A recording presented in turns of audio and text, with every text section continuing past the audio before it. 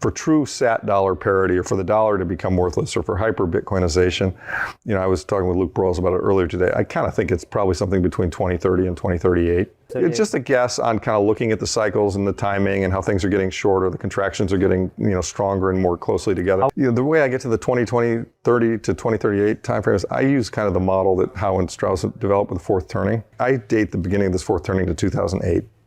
And fourth turnings have lasted from maybe as short as 7 to 10 years in the Civil War, to more likely they're kind of 15, 20, perhaps even as long as 30 years. So if you kind of assume that, so we're not at 2028 will be 20 years, 2038 will be 30 years.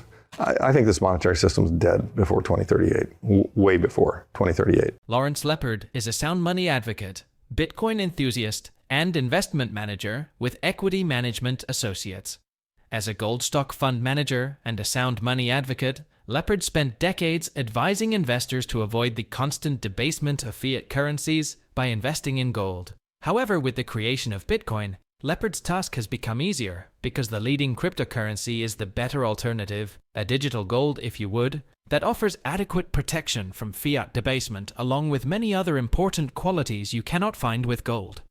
During a recent interview with GoldRepublic, Lepard gives an ultra-bullish price prediction for Bitcoin, stating that the leading cryptocurrency will someday be worth millions of dollars per coin. This ultra-bullish prediction for Bitcoin is not just a result of the constant fiat debasement, but also because of growing concerns that the situation will get much worse in the coming years.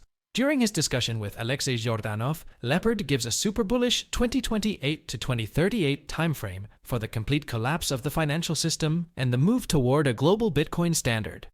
Lepard predicts this impending event by using the Strauss-Howe generational theory to determine when the cycle began and when it's most likely to end. Lepard explains that the almost complete collapse of the financial system in 2008 ushered in a new cycle, which is progressing rather rapidly if the world's $315 trillion debt load is anything to go by. He predicts that over the next few years, the world will move from inflation to hyperinflation and finally to hyper-Bitcoinization. The moment when Bitcoin surpasses traditional forms of money and becomes the principal currency in most, if not all, countries. We will bring you clips from Lepard's interview with GoldRepublic, where the investment manager talks about the state of the US and global economies, Bitcoin, and the move towards a global Bitcoin standard. Please watch to the end, smash the like button, and subscribe to the channel for more insightful videos on Bitcoin and the overall digital assets space. Thanks, and enjoy the video. Yeah, well, the dollar's worthless, francs, all currency is worthless, and we're on a Bitcoin standard. That's kind of what I think is going to happen. That's soon, okay. Yeah, that's soon, yeah. But, like I said, I've been early and wrong plenty, so be prepared to have me be early and wrong again. I've watched you in 14 years. Yeah, again. Well, and I will tell you there are two possible ways they get out of it. Well, there are three, maybe. One is they do kind of the playbook we ran after World War II, which is they run really high inflation until they can get the sovereign debt, size down to a place at which they can reestablish control of the monetary system. So they quote unquote kind of save it. It's like a Volcker, but over 7 or 8 years, right? And Israel did something similar when they had a problem like this. The other thing would be they do a one-time monetary reset, like what Roosevelt did, right? And he grabbed the gold, revalued it, devalued the dollar in terms of gold 70%, overnight. The government, somebody intelligent in the government could realize, hey, this monetary system is failing, we got to fix it. And therefore, we're going to do a 10-for-1 split on the dollar. And old dollars are worth 10, new dollars are 1. New dollar is backed by gold, oil, basket of currencies, whatever it is, but it's backed by something that can't be printed, so it's sound. The alternative is the whole thing fails. Do you know what I mean? I mean, the alternative... It's like Mad Max. Yeah, well, it won't be Mad Max, but it'll be... For a very brief period of time, there'll be a lot of chaos. There'll be a lot of hyperinflation. I mean, I think, we could get to a stage where, you see, Bitcoin at a much, much higher price, and you see a dollar at a much lower price, certainly in Bitcoin terms, same difference. And, they're parallel, but eventually it goes back to what I said in the earlier part of the interview, which is to say that when a consensus of the people realize that the dollar is shit, that there's just no point. I mean, it's good for transacting, but nothing else. They're going to do what the people in Weimar Germany did in 1922. The minute they get a hold of a dollar, they're going to convert it. Nobody wants to hold it. It's like a hot potato. right? They just want to get out of it, get out of it, get out of it. It's called Gresham's Law. You're getting rid of the currency that you know will lose its purchasing power, and you're buying a currency that you know will hold or increase its purchasing power. And so that process will accelerate, and just as in the Silicon Valley Bank instance, everybody at once suddenly said, holy shit, this bank is bankrupt, I got to get my money out of there. It can happen fast. It could happen really, really fast. Don't discount the possibility that it could happen, quickly and before 2030, because, we're all so connected with the internet and social media. When you get to the point where the entire country knows the currency is a joke, and it's becoming worthless, it becomes self-fulfilling. Because the currency really is the medium of exchange that we all trust in transacting with each other, but also, at least over a medium-term time frame, it should retain its value. I mean, it can, and as we've proven, it can debase 7% a year for long periods of time and still survive. But when it starts debasing, when you start debasing 10% a month, I mean, hyperinflation is defined as 50% a month. And we've had 100 plus hyperinflations in history, in the last 200 years. And, we're kind of having a mild one right now in Turkey. They had a very severe one in Venezuela where their currency became worthless. We've had plenty of other examples. I mean, Hungary. I mean, you just go through it. Zimbabwe, there are many of them, and they all seem to exhibit the same characteristics, which is the currency starts dying. It starts slowly, and then it gets more rapid. The swings get wider, it gets more rapid, and then pretty soon everybody's like, "Oh, this is screw this. I'm out of here. I'm not holding this anymore." And it kind of becomes stunning. I mean, if you look at, I can't remember. I was looking at the math. I think it was on Turkey and what people were buying and the way things cost and things in Turkish, they use the franc. I think it's a Turkish franc, isn't it? Turkish lira. Lira. I'm sorry. Yeah, in the Turkish lira, I mean, things are cost like 200 times more today than they cost a few years ago. The concerns about the U.S. economy have gone from trickles to full-blown floods. While speaking at AllianceBernstein's Strategic Decisions Conference on Thursday, JP Morgan CEO Jamie Dimon issued a major warning about the U.S. economy, predicting that unchecked government spending will result in stagflation, the dreaded combination of high inflation, high unemployment, and low growth. I look at the amount of fiscal and monetary stimulus that has taken place over the last 5 years, Dimon said. It has been so extraordinary. How can you tell me it won't lead to stagflation? It might not.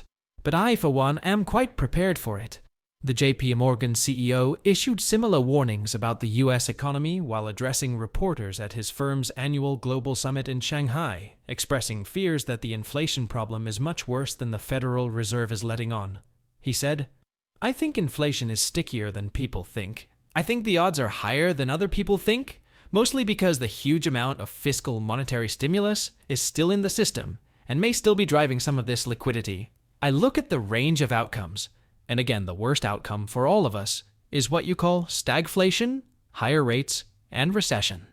Let's get back to Lepard's video as he speaks further about Bitcoin, Wall Street, and the financialization of cryptocurrencies. So obviously some of them are just there, hey, look, we can get 20 bips on trillions of dollars, let's go do it. I think some of them kind of get it and understand it. I think a lot of them are going to make the classic mistake that actually one of my friends, a wealthy guy who I was speaking to recently, said, I don't know, man. I was talking about it was 50,000. I don't know, man.